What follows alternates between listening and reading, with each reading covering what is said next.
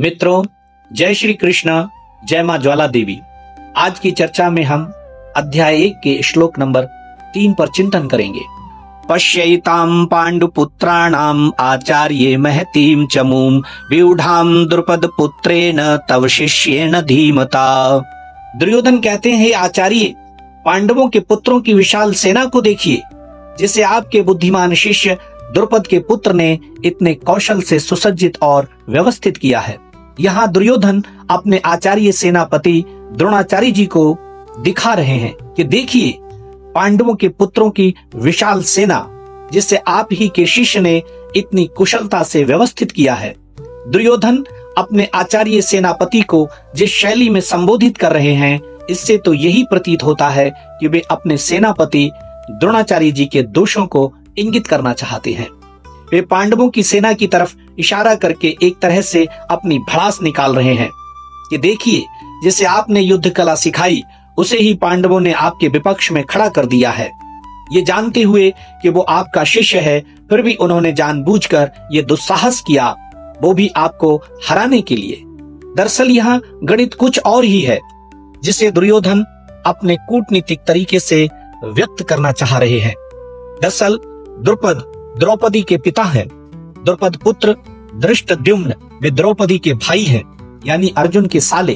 धृष्टद्युम्न ही आचार्य द्रोण के शिष्य हैं, जो वर्तमान में पांडवों की सेना के सेनापति हैं, और इन्होंने ही पांडव सेना को अपनी बुद्धिमता और कुशलता से व्यवस्थित किया है। अर्जुन की पत्नी द्रौपदी के पिता राजा द्रुपद के साथ द्रोणाचार्य जी के कुछ पुराने राजनीतिक मतभेद थे, जिनके कारण दोनों में अक्सर विवाद रहता था। एक तरह से कहें तो झगड़ा रहता था। इसी झगड़े के फलस्वरूप द्रुपद ने एक महान पुत्रेष्टि यज्ञ आचार्य श्रीमान याज और उपयाज के सानिध्य में संपन्न कराया था। उस यज्ञ से उन्हें ऐसा पुत्र प्राप्त होने का वरदान मिला जो द्रोणाचार्य जी का वध कर सकता था। और मजे की बात यह है कि इस पूरे प्रकरण को द्रोणाचार्य जी भली भांति जानते थे, और धृष्टद्युम्न उसी पुत्रेष्टि यज्ञ के वरदान का फल हैं, जिन्हें द्रोणाचार्य जी के पास युद्ध शिक्षा के लिए भेजा गया था, और द्रोणाचार्य जी को युद्ध कला कौशल की शिक्षा देनी पड़ी थी, और सारे सैनिक रहस्य समझाने पड़े थे। युद्ध की सभी रहस्यमयी विद्याएं प्रदान करनी पड़ी। उस समय उन्हें सिखाने में कोई झिझक नहीं हुई। अब वही धृष्टद्युम्न एक कुशल सेनापति के रूप में कुरुक्षेत्र की रणभूमि में पांडवों के पक्ष में खड़े हैं। और इतना ही नहीं, उन्होंने गुरु द्रोणाचार्य से जो कुछ भी सीखा था या ज्ञान अर्जित किया था, उसी के आधार पर उन्होंने अपनी सेना की व्यूह रचना की थी, जो देखने में अद्भुत थी। बस दुर्योधन यही गणित अपने आचार्य को समझाना चाह रहे थे। उन्होंने अपने सेनापति द्रोणाचार्य जी की इसी दुर्बलता की ओर इशारा किया था, जिससे वो युद्ध में सजग रहें और अपनी क्षमताओं से समझौता न करें। अपने कूटनीतिक प्रयास से दुर्योधन द्रोणाचार्य जी को यह भी बताना चाह रहे थे कि वे अपने प्रिय शिष्य अर्जुन और उनके भाइयों के प्रति कोई उदारता न बरतें और न ही कोई रहमदिली दिखाएं। विशेष रूप से ये इशारा अर्जुन की तरफ था, क्योंकि अर्जुन उनके अत्यंत प्रिय एवं तेजस्वी शिष्य थे। दुर्योधन ने इसलिए भी सावधान किया था कि युद्ध में इस प्रकार की उदारता और सरलता से हार भी हो सकती है। और दुर्योधन कितनी वाक्पटुता से इस श्लोक में कह रहे हैं कि द्रुपद पुत्रेण, यानी द्रुपद के पुत्र।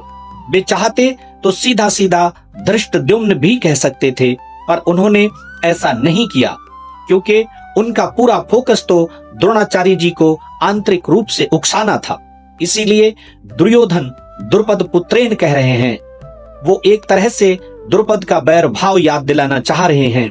यहाँ दुर्योधन बड़ी ही चालाकी से आचार्य को उकसाने का प्रयास कर रहे हैं, जिससे द्रुपद के प्रति जो उनका आक्रोश था वो भड़क जाए और उन्हें ये समझ आ जाए कि अच्छा, ये तो पुराना हिसाब चुकता करने का एक सुनहरा अवसर है।